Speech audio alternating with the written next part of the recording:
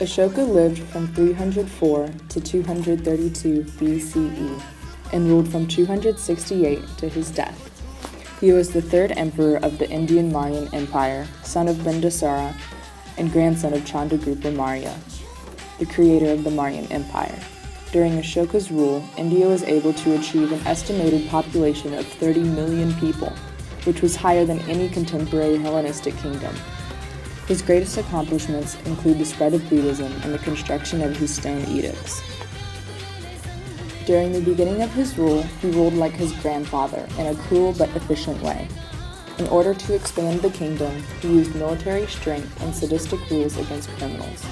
Ashoka established the north of the capital as Ashoka's Hell, where he ordered that the prisoners should be subjected to all imagined and unimagined tortures, and no one should be left alive. Ashoka's view of governance changed after the Battle of Kalinga. The only two regions that were not under his control at this time were the Tamil southern tip of the subcontinent and the coastal kingdom of Kalinga, modern-day Orissa, which was surrounded by the Mauryan Empire on three sides. During this time, Kalinga was still an independent state. Ashoka's goal was to expand his territory, gain more land, as Chandragupta had attempted to do during his time. According to a surviving report from the Megathemes, the Seleucid ambassador to the Mauryan court, the kingdom of Kalinga had an army of 60,000 infantry, 1,000 cavalry, and 700 war elephants. While Ashoka's invasion took place during his 8th year of his reign, around the year of 260 BCE, the conquest was completed within a year. In Ashoka's own inscriptions, 150,000 people were taken into captivity. 100,000 were slain, and many more died from famine or because of disturbances caused by the passing armies. This was considered one of the most bloody and brutal wars of world history, concluding with approximately 300,000 casualties with both sides put together. All of these casualties traumatized Ashoka due to the fact of his realization that he was the cause of this. After this tragedy, Ashoka was filled with remorse and regret for his actions. This caused Ashoka to convert to Buddhism, where he wanted to spread the Buddhist principles throughout the world to adopt these policies.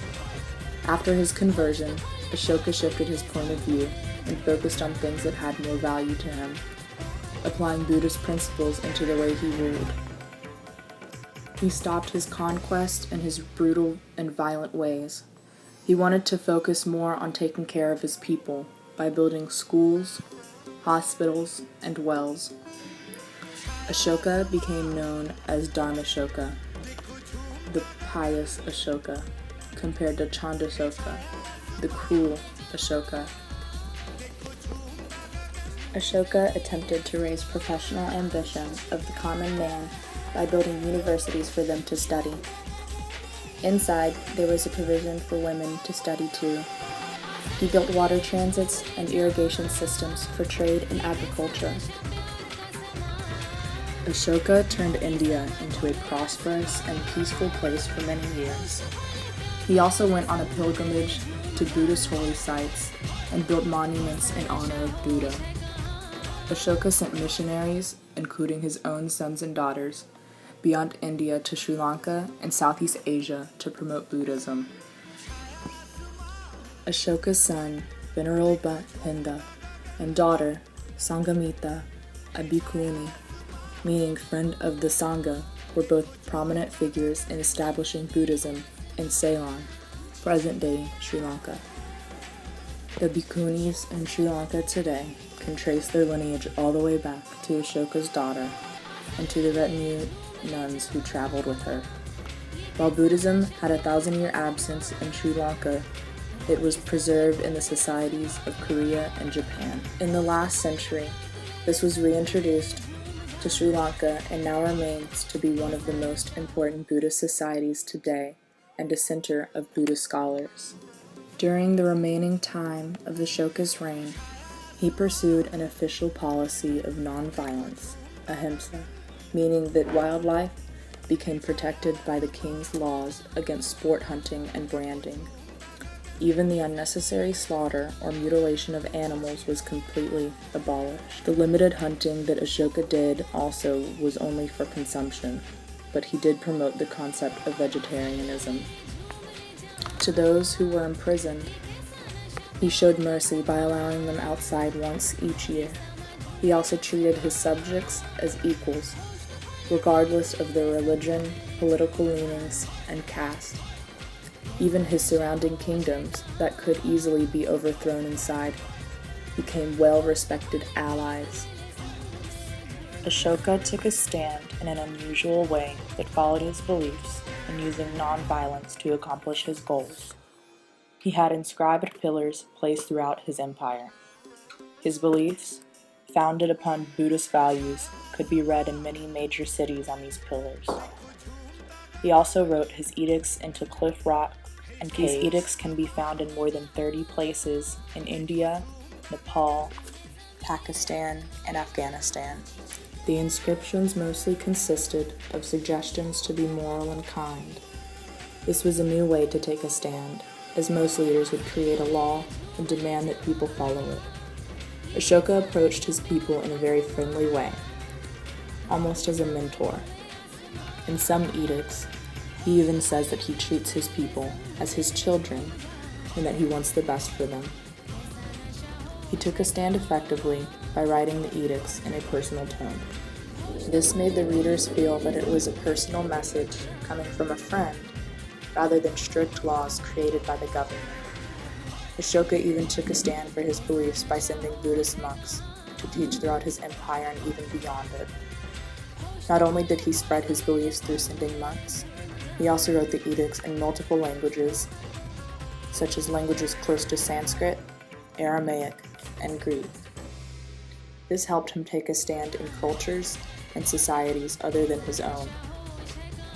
Some of the morals that were written about were respect and nonviolence. Respect was very important to Ashoka. He mentions it numerous times when talking about respecting family, elders, and especially parents.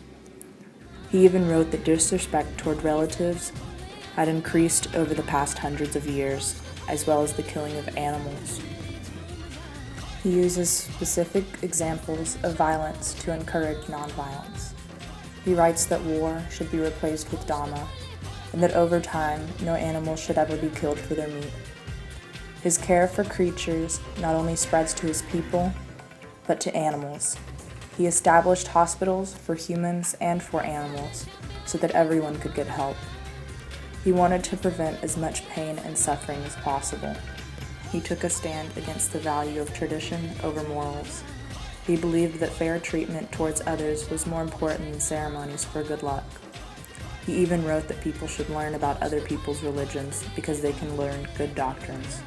Without Ashoka's attempt to spread Buddhism outside of India, the religion may not have survived, considering that it was already disappearing from the Indian societies during the 11th century CE until it was reintroduced in modern times through the discovery of his edicts.